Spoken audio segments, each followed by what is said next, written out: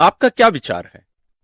यदि एक व्यक्ति एक पापी पाप स्वीकार संस्कार या मेल मिलाप संस्कार में भाग लिया, आप और मैं कोई भी हो, और तुरंत बाद हम मर जाते हैं, क्या हम सीधा स्वर्ग जाएंगे? अभी अभी हमारे पाप क्षमा कर दिए गए थे, वास्तव में नहीं। तो उसके लिए क्या करना पड़ता है? क्यों ये क्षमा पूर्ण रूप से हमें प्राप्त नहीं हो पाता है, और उसको पूर्ण रूप से अपनाने के लिए हमें क्या करना पड़ता है? इसके लिए सौदाग्नि के बारे में हमने सुना है, आप जरूर सुने हैं, पर्गेटरी, इसके बारे में भी हम इसके पहले वीडियो बनाए हैं। वहां हमारा शुद्धिकरण होना है, लेकिन इस धरती पर ही उससे बचने के लिए भी एक कार्य कलीसिया के द्वारा ईश्वर हमें दिए हैं, वो है इंडल्जेंस। आज हम इंडल्जेंस के बारे में विस्तार रूप से नहीं देखेंगे। हम एक प्रकार का एक इंडल्जेंस है जो अगस्त 1 शाम से लेकर 2 अगस्त शाम तक हम इसको प्राप्त कर सकते हैं। उस इंडल्जेंस का नाम है पोर्चिंकुला इंडल्जेंस। इस पोर्चिंकुला इंडल्जेंस के बारे में जानने के पहले थोड़ा सा क्लियर कर देना चाहता हूं कि ये इंडल्जेंस होता क्या है। प्रारंभिक कलीसिया में पाप स्वीकार जैसे अभी है वैसे नहीं होता था। यदि मैंने कोई अपराध या पाप किया है, सबके सामने सामूहिक रूप से मुझे पाप स्वीकार करना पड़ता था, और कुछ पनिशमेंट कलीसिया मुझे देती थी, वो सबको पता रहता था। ये छोटा मोटा नहीं था। जैसे उदाहरण के लिए 1 साल के लिए लोगों के चप्पल पोंछना, जूता पोंछना, कपड़ा धोना, चर्च की साफ सफाई करना, और भी ऐसे बहुत सारे कार्य ऐसे हुआ करते थे प्रारंभ में। लेकिन धीरे धीरे एक पर्सनल कार्य, एक व्यक्तिगत कार्य होने लगा। लेकिन ये जो पनिशमेंट है, जो दंड है, दंड मोचन हम जो बोलते हैं, ये वास्तव में अभी भी करना रहता है। लेकिन आजकल क्या होता है, जैसे हम सभी जानते हैं, पाप स्वीकार के बाद में दंड मोचन के लिए हमें एक हमारे पिता कुछ प्रणाम या प्रार्थना, अन्य कोई छोटी सी प्रार्थना करने के लिए बोल दी जाती है। लेकिन वास्तव में इनके द्वारा ये जो पनिशमेंट है, दंड है, उससे हमें मोचन नहीं मिलता, उससे हमें छुटकारा नहीं मिलता है। हर पाप में 2 चीजें होती हैं, एक है दोष, दूसरा है दंड। इसको कैसे समझे? एक उदाहरण के लिए, आप या कोई भी कीचड़ में गिर गए। कीचड़ में गिरे हुए व्यक्ति को कीचड़ से बाहर खड़े कर देना या उठाना, बचाना एक कार्य होता है। दूसरा है उसको धोकर शुद्ध करके नया कपड़ा पहनाकर उसको अपने स्थान पर विराजित कराना, यह दूसरा कार्य होता है।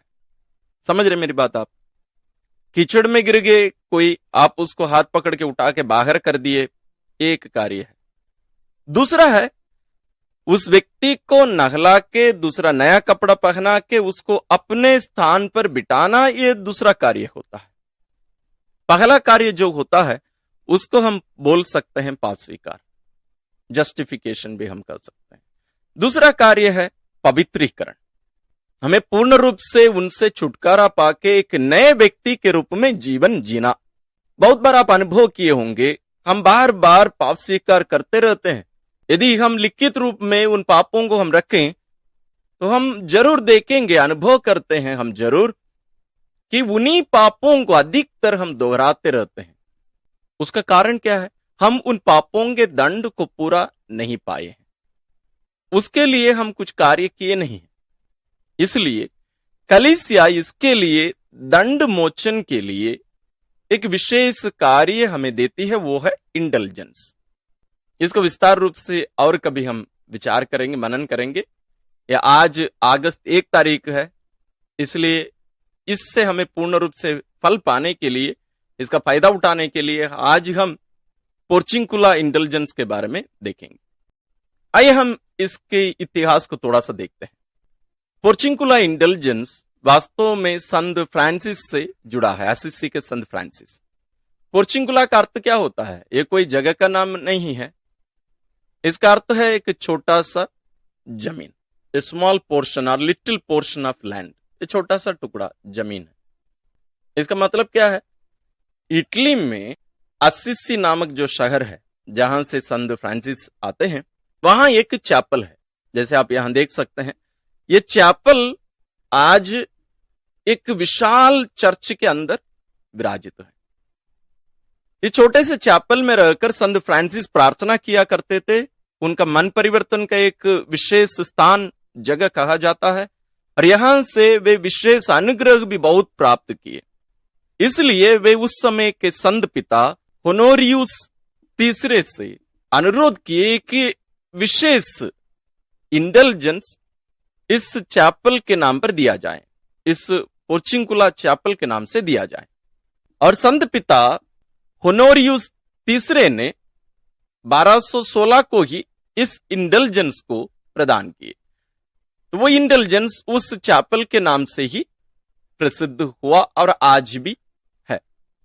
और क्यों ये अगस्त 2 तारीख को है? कब करना रहता है? 2 तारीख को। कैसे करना है मैं आगे बताऊंगा। ये क्यों 2 तारीख को है? आवर लेडी ऑफ एंजल्स या स्वर्गदूतों की महारानी के नाम पर यह चर्च अर्पित किया गया है। तो इस त्योहार में या स्वर्गदूतों की महारानी, इस त्योहार के दिन यह इंडल्जेंस दिया जाता है। इसको कैसे करना है, यानी इसको प्राप्त करने के लिए हमें क्या करना है?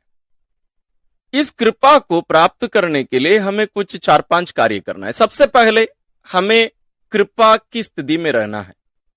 पहला कंडीशन, हमें कृपा की स्थिति में रहनी है। दूसरा है हमें पाप स्वीकार करना है या मेल मिलाप संस्कार में भाग लेना है। उसी दिन भी हो सकता है या पहले या बाद 8 दिन के अंदर ये होना चाहिए। दूसरा। तीसरा है पवित्र यूकरिस्तीय बलिदान में भाग लेकर पवित्र कम्युनियन ग्रहण करना, ये उसी दिन को ही करना है। चौथा है हमें संत पिता, यानी आज अब संत पिता फ्रांसिस हैं, उनके उद्देश्य के लिए, उनके मतलबों के लिए हमें प्रार्थना करना। ये कैसे करना है? जैसे हमें कहना है, ईश्वर मैं संत पिता के मतलबों के लिए प्रार्थना करता हूं, ये कहकर एक बार प्रेरितों का धर्मसार, एक बार ये हमारे पिता, एक बार प्रणाम मरिया और एक बार पवित्र तृत्व की महिमा, यानी पिता और पुत्र और पवित्र आत्मा की महिमा हो, जैसे वह आदि में थी, अब है और अनंत काल तक सदा रहेगी, आमीन। और ये सब कहां करना है? एक चर्च में करना है।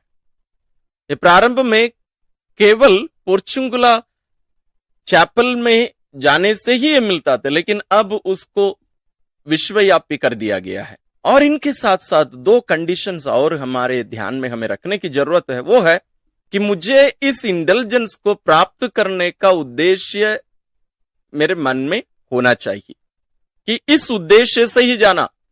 मैं इसके पहले जितने भी कारण बताया या तरीका बताया, जो भी कंडीशंस बताया, ये सब करने के बावजूद ये मुझे ये इंडल्जेंस नहीं मिल सकता। कब तक नहीं मिल सकता? जब तक मैं प्रकट रूप से इस इच्छा को मैं ईश्वर के सामने ना रख दूं कि मुझे ये इंडल्जेंस की जरूरत है। और एक महत्वपूर्ण कंडीशन यह है, शर्त यह है कि मुझे दृढ़ संकल्प लेना पड़ेगा कि मैं पापों से बचे रहूंगा। मैं पापों से बचे रहूंगा। ये केवल आत्ममार पापों से केवल नहीं, बल्कि छोटे छोटे पापों से भी, पापों से मैं बचे रहूंगा। ये बहुत ही महत्वपूर्ण है। अभी आपको समझ में आ रहा होगा कि ये क्यों दिया जा रहा है। असली में इसका मुख्य कारण, मुख्य उद्देश्य हमें पापों से बचे रहना, हमें पवित्र बनना।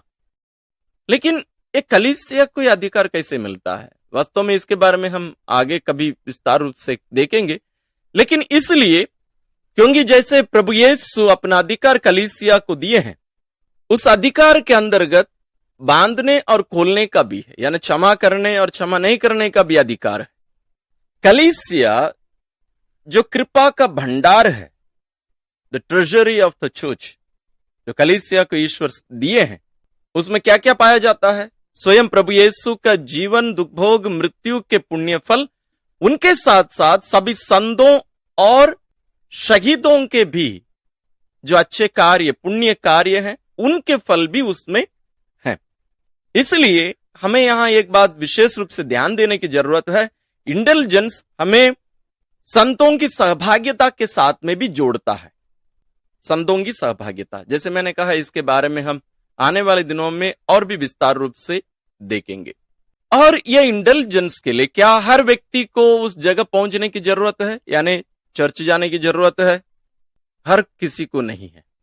जैसे उदाहरण के लिए मैं एक मृत व्यक्ति के लिए भी ये इंटेलिजेंस प्राप्त कर सकता हूं, केवल जीवितों के लिए नहीं है, मृत व्यक्ति के लिए भी जो शोधाग्नि में है। मतलब उनका टेम्परल पनिशमेंट या ये दुनिया में जो दंड उनको भोगना था वो नहीं भोगे, उससे वो शुद्ध नहीं हुए, तो अभी कहां पर है? शोधाग्नि में है, शुद्धिकरण के जगह पर है, परगेटरी बोलते हैं जिसको, वहां पर है, उनका वहां शुद्धिकरण हो रहा है। तो मैं उनके लिए भी यह इंटेलिजेंस प्राप्त करा सकता हूं। जैसे पहले ही मैंने कहा, मेरा उद्देश्य स्पष्ट रूप से वहां प्रकट करना, ईश्वर के सामने रखना जरूरी है।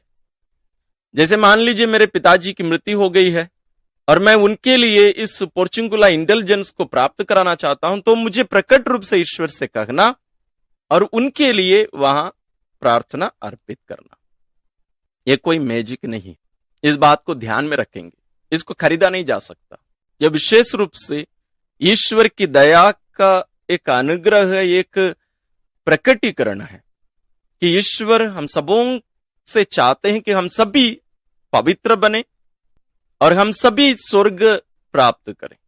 उसके लिए ही ईश्वर अलग अलग माध्यम से हमें अपना रहे हैं, हमें दंड मोचन दे रहे हैं। जैसे मैंने कहा, ये कोई ऑटोमेटिक या मैजिक नहीं है, इसके लिए हमें पवित्रता में बने रहना भी अनिवार्य है। आइए इसके बारे में आप अपने प्रियजनों को भी जानकारी दीजिए, अन्य लोगों को भी जानकारी दीजिए। और 1 अगस्त शाम से लेकर 2 अगस्त शाम के बीच में आपकी पल्ली में जाइए, आपके चर्च में जाइए, पाप स्वीकार संस्कार में भाग लीजिए, मिस्सा बलिदान में भाग लीजिए, पवित्र कम्युनियन ग्रहण करिए और संत पिता के मतलबों के लिए प्रार्थना करिए। उसके साथ साथ पापों से बचे रहने का भी, पापों से छुटकारा पाने का भी उद्देश्य अपने मन में रखिए और इसके साथ साथ इस इंटेलिजेंस को प्राप्त करने का उद्देश्य भी आप ईश्वर के सामने प्रकट करिए। इस कृपादान को, इस इंटेलिजेंस को हम प्राप्त करें और पवित्रता में हम आगे बढ़ें। हम विशेष रूप से ईश्वर को धन्यवाद दें कि ईश्वर अपनी कलीसिया के द्वारा ऐसे महान कार्य, महान कृपा हमें आज भी प्रदान कर रहे हैं। आने वाले दिनों में हम इंटेलिजेंस के बारे में और इसके प्रकार के बारे में हम विस्तार रूप से विचार करेंगे, सीखेंगे। जरूर मैं चाहूंगा और मैं सोचता हूं कि आप जरूर अपने प्रियजनों के साथ में भी इस वीडियो को शेयर करेंगे। और हमारे इस चैनल में बहुत सारे ऐसे कैथोलिक या कलीसियाई शिक्षा के वीडियोस बहुत आपको मिलेंगे। इन सबको भी आप देखिए, सीखिए, क्रिस्तीय विश्वास में, जीवन में हम आगे बढ़ते चलें और इस विशेष संदेश को सबसे ज्यादा लोगों के साथ पहुंचाने का एक कार्य आप कर सकते हैं। कैसे? इस वीडियो को लाइक करिए, शेयर करिए और हमारे चैनल को सब्सक्राइब करिए।